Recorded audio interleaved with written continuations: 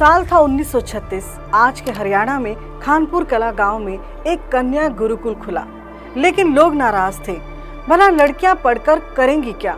जब चूल्हा चौका ही करना है तो पढ़ाई लिखाई का क्या काम?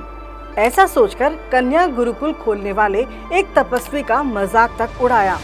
लोगों की सोच और समाज की परवाह ना करते हुए गुरुकुल खुला, लेकिन बच्चियां पढ़ने नहीं आई। तब उस तपस्वी ने अपनी बेटी सुभाषिणी व गुणवती और अन्य छात्रा जिनका नाम था गार्गी को पढ़ाना शुरू किया। धीरे धीरे लोग तपस्वी की बात समझे।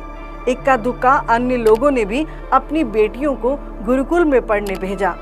लेकिन थोड़े समय बाद इस गुरुकुल को खोलने वाले उन महान तपस्वी को 14 अगस्त 1942 की रात 9:30 बजे 5 मजहबी कट्टरपंथी मुसलमानों ने गोली मारकर हत्या कर दी। ये पूरा किस्सा क्या था और इस किस्से में आर्य समाज का क्या योगदान था? मरने वाले ये तपस्वी कौन थे? ये सब जानेंगे विस्तार से शत शत नमन के इस स्पेशल प्रोग्राम में।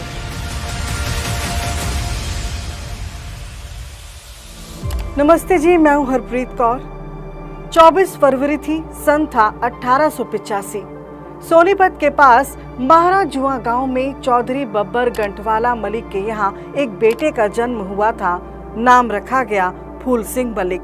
पढ़ने लिखने में तेज तर्रार, बोलने में माहिर, मानो हर सवाल का जवाब लेकर पैदा हुए हों। फूल सिंह ने जुआ स्कूल से 4ठी कक्षा तथा खरखोदा से 8वीं श्रेणी उत्तीर्ण की। उस समय इतनी पढ़ाई भी कम न थी। जब फूल सिंह 20 साल के हो गए तो पिता ने धूमधाम से धूपा देवी नाम की एक सुशील कन्या से उनका विवाह करा दिया। इसी दौरान फूल सिंह पानीपत नगर में राजस्व विभाग में पटवारी पद पर आसीन हो गए। राजस्व विभाग में पटवारी का अर्थ था घर पैसों से भर जाना, क्योंकि इस पद पर बहुत रिश्वत आती थी। फूल सिंह भी रिश्वत से इनकार नहीं करते थे।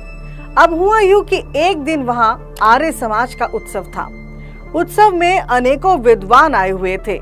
पटवारी जी को भी अतिथि के रूप में निमंत्रण मिला हुआ था, पर पंडित ब्रह्मानंद जी से यज्ञोपवीत ले लिया। आर्य समाज से जुड़े विद्वानों के प्रवचन सुने तो मन में एक प्रकार की गलानी सी उत्पन्न होने लगी।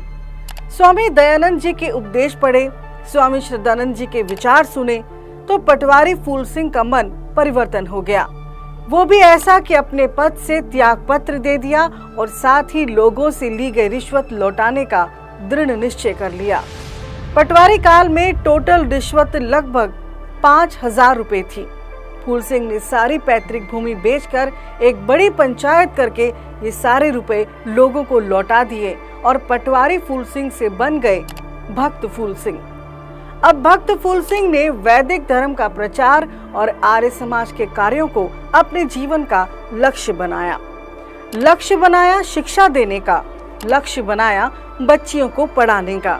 लेकिन इसके अलावा भी कई सारे समस्याएं सामने थी। दरअसल उन दिनों पता चला कि करनाल के संभालका गांव में हत्था खुलने वाला है। पता लगने पर भक्त जी ने बड़ी संख्या में लोगों को साथ लेकर हत्था रोकने के लिए चढ़ाई कर दी। भीड़ और भक्त जी का रौद्र रूप देखकर करनाल के डिप्टी कमिश्नर को विवश होकर कहना पड़ा कि यहाँ गोवध नहीं होगा। भक्त जी के सामने अभी कई सारी चीजें ऐसी थी जो वह समाज से समाप्त करना चाहते थे। उनमें एक थी विवाह में अधिक फिजूल खर्ची। सन 1925 था। गांव था जिला रोहतक। हरियाणा प्रांत की सब खापों की एक बड़ी भारी पंचायत बुलवाई और इस अवसर पर बहुत से उपयोगी प्रस्ताव पास करवाए। कई कुप्रथाओं को समाप्त करने की लोगों को शपथ दिलाई।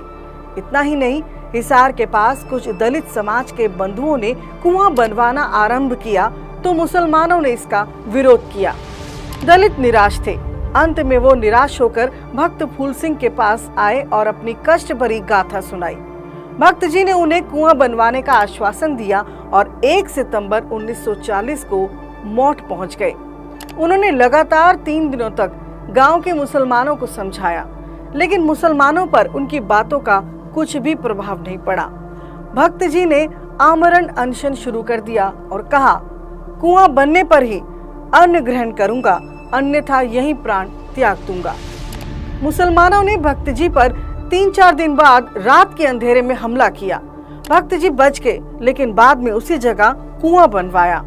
जब इस घटना के बारे में महात्मा गांधी जी ने सुना तो बहुत प्रसन्न हुए और भक्त जी से मिलने की इच्छा प्रकट की।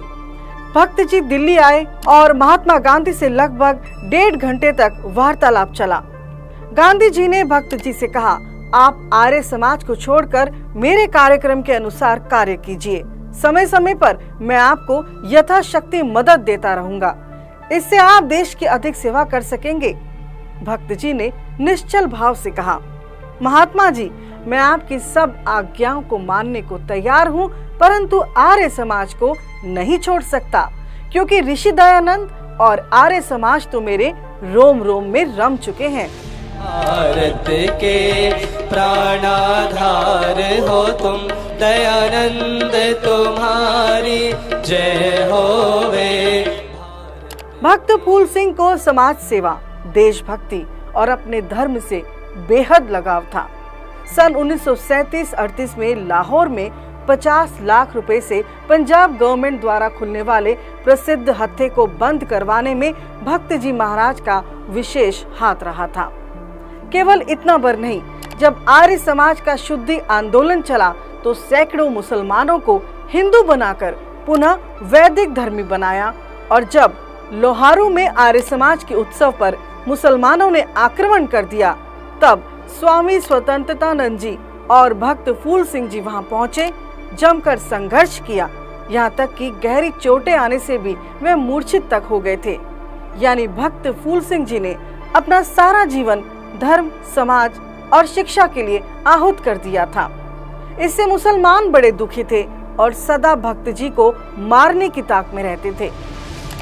14 अगस्त 1942 ईस्वी को रात के 9:30 बजे 5 मुसलमान अंग्रेज सिपाहियों का वेश धारण करके भक्त जी के पास आए। उस रात भक्त जी कन्या गुरुकुल खानपुर में ही विश्राम कर रहे थे। उन्होंने बैटरी की प्रकाश करके भक्त जी पर पिस्तौल के 3 फायर किए, जिससे भक्त जी वीर गति को प्राप्त हुए। मृत्यु के समय मुख से ओम ही निकला।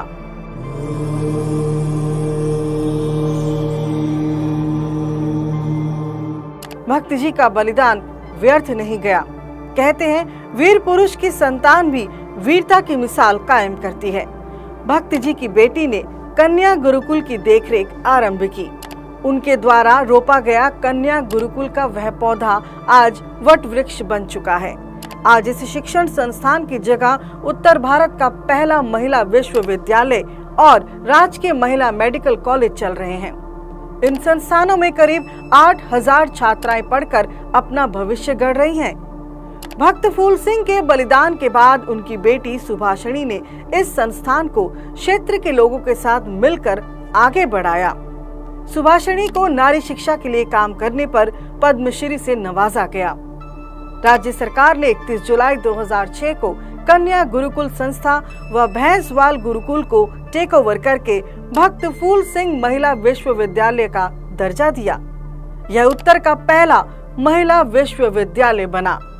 3 छात्राओं से शुरू हुए इस संस्थान में आज करीब 8,000 छात्राएं पढ़ती हैं। वैदिक धर्म तथा कन्याओं की शिक्षा के लिए समर्पित बलिदानी भक्त फूल सिंह जी के बलिदान पर आर्य समाज अपने इस महात्मा को शत शत नमन करता है।